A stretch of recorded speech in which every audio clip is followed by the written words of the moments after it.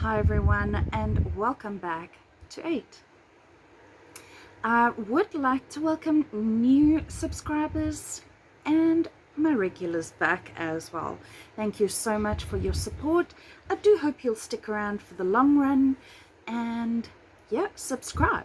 It's absolutely free. There are no monthly subscription fees. And that's it. Let's get on to today's story. Well, it's actually not quite a story. Today I'll be talking to you about how to coax a stray dog. And if you have read any of my blogs, you will know that a missing dog can be considered as a stray dog. So let's get into it.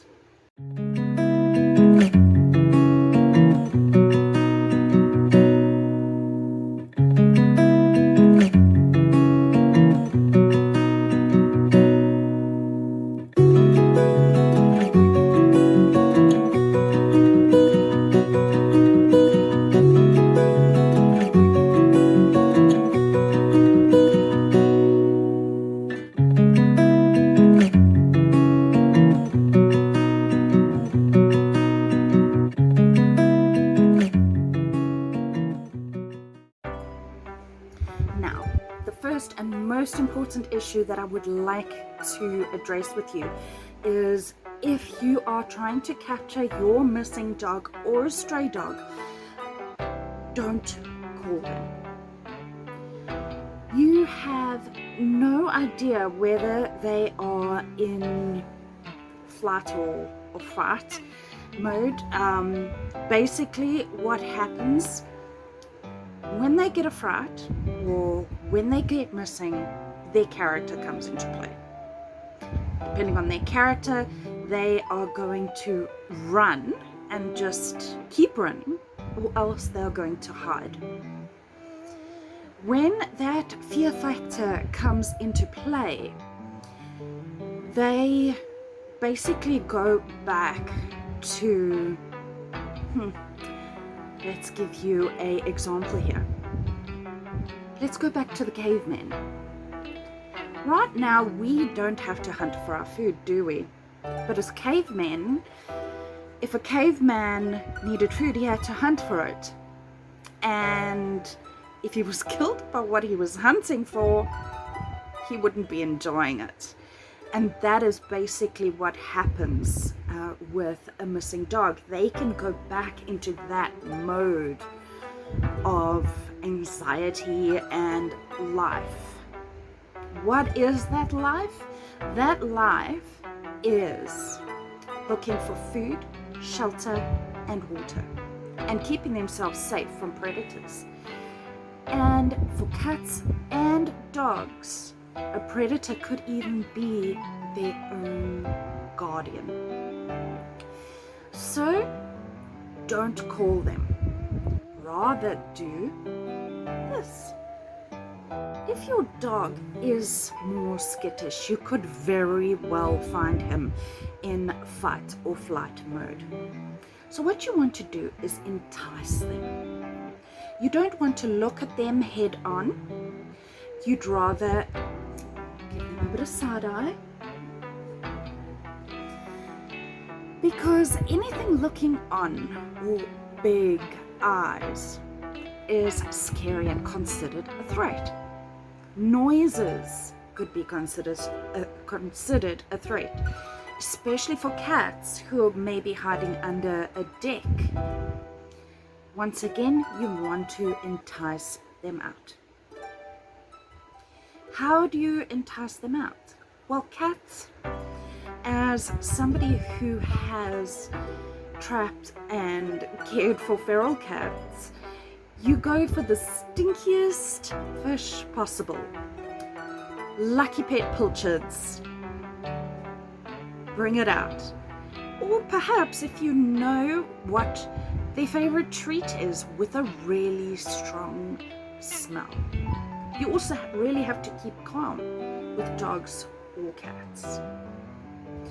I have a really lovely technique for dogs, which I'll be explaining to you.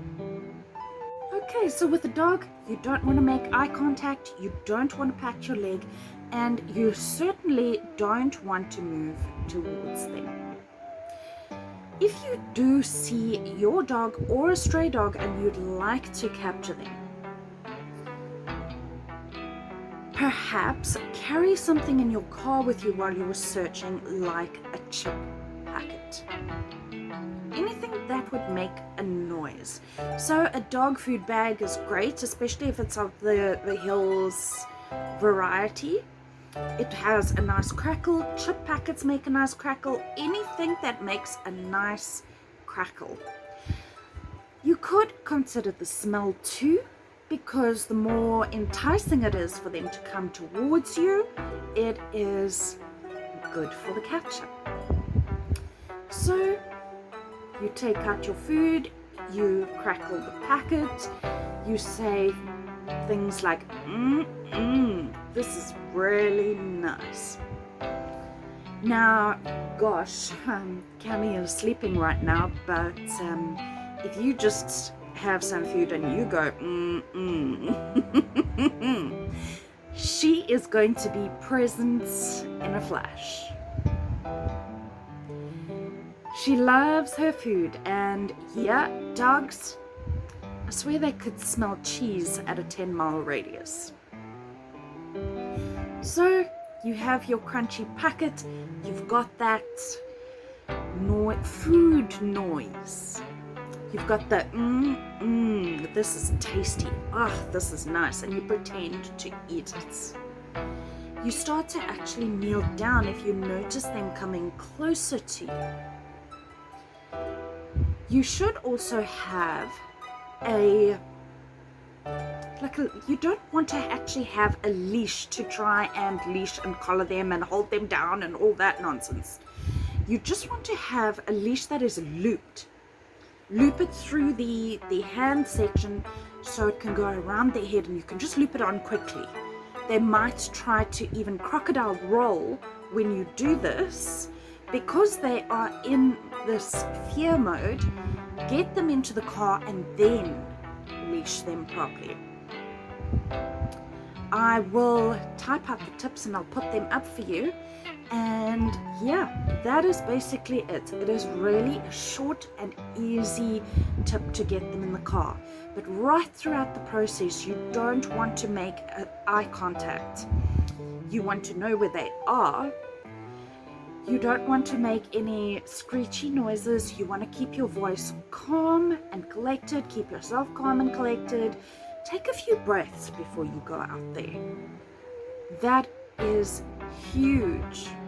I think every animal rescuer should practice a breathing technique in the morning, because having that calm demeanor to go out and have that tool with you can really actually help you in a situation where you need to trap an animal.